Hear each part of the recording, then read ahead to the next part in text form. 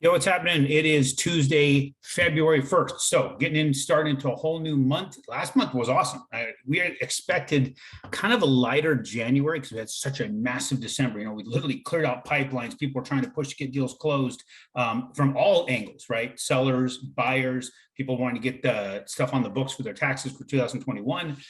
So then we come into 2022, a little bit of a tiptoe into the month. Now, by the mid-month, it was one of my lowest mid-month fundings I've had in a very long time. But then the last half of that month, we bored into that, and the team came out right around 95 transactions closed, which is a big month for us following a month like December. So really, my team kicks ass. Just really happy with you guys and what you guys are doing. Everybody's just firing on all cylinders.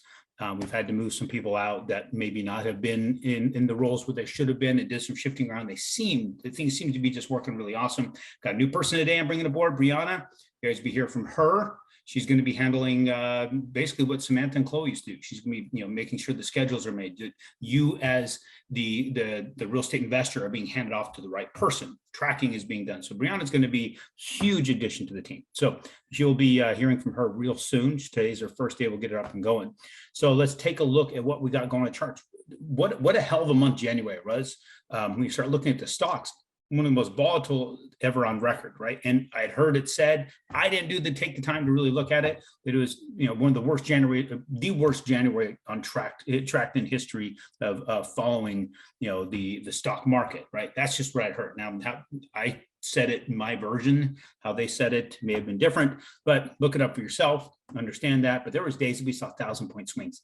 That's bad, right? Pretty severe. And a lot of it has to do with what's going on in the market. We have such a crazy economy. And then you've got the Fed, and they had more information coming out from the Fed yesterday. In fact, we had the Atlanta Fed president saying that they could see as much as potential 50 basis point rate hikes when they meet, right? So he's anticipating 3 rate hikes going forward. There's various different thoughts coming from various different members of the board. So we're not 100% certain what they're going to do. In fact, Bank of America themselves came out and said they're expecting 7 rate hikes. That's a rate hike every time that the Fed meets this year. So if it's 0.25% every time, you're talking, what's that? 1.75 in total rate hikes. I mean, that's a pretty severe amount. But when you think about what inflation's doing, you got to do something. Inflation's getting out of hand. Over 7% now is what's being said with the CPI. Go to shadowstats.com. Look what they're saying. We could be approaching 16%, possibly. Go look there, see for yourself. But I'm looking at the charts, watching where mortgage-backed securities are going. Let's take a look at that. This is the 3.5 I'm looking at to kind of see where things are for real estate investors. Well, looks like we found ourselves a floor, but if you look back when we had that day while I was in Alaska and things were freaking out and we were quoting stupid high rates, comparatively speaking, to what we were the week before, this is where that ended. And we crawled back.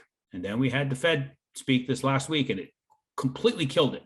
We've been working our way back, but look, we're sitting right, we create a floor there and we keep bouncing off of it, what it seems like. So, but what's interesting is even though we're lower than where we were here, it proves, because our interest rates are not as high as they were here, we're not quoting as high as we were here, it proves that what they were doing at that day was operating out of fear.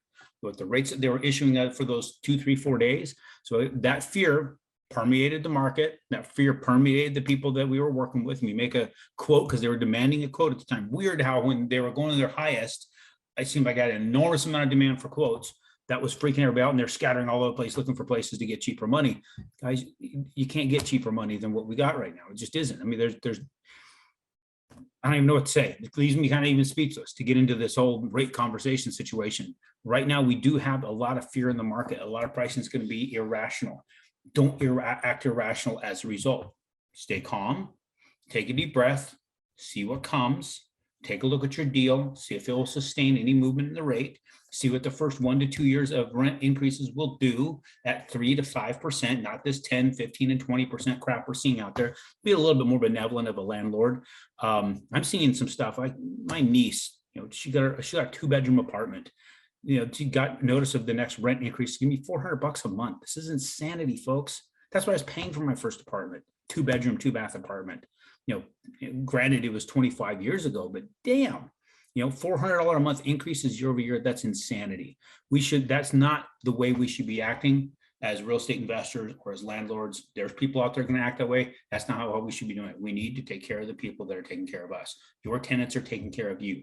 Your tenants are paying off the liability. Your tenants are responsible for giving you that property basically for free, plus the cash flows. Take care of them. The better you take care of them, the better they'll take care of you. It's a cycle that's going to benefit you. The more you start trying to capitalize on them, the more it's going to hurt you.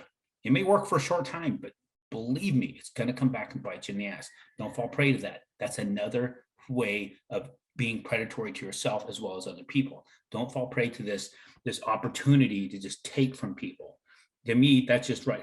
I can't do that. I'm not raising rents like that. 3% per year is all I'm doing. People may say that I'm wrong in doing that. I'm not a good businessman, but I'm a people man as well. So business and people are my business. So I want to ensure that everybody's taken care of. Same with you, real estate investor. We want to take care of you, put all the best people I can in place to ensure that your business is successful from the financing perspective with what we're doing. We'll talk to you guys on Friday. I'll let you know what we find out with this week. There's a lot of talk coming out. We got the jobs report coming out this week. ADP and the BLS jobs data is being released on Wednesday and Friday. So we'll see what we get, and we'll wrap this whole week up and see how it all plays out. Talk to you guys real soon.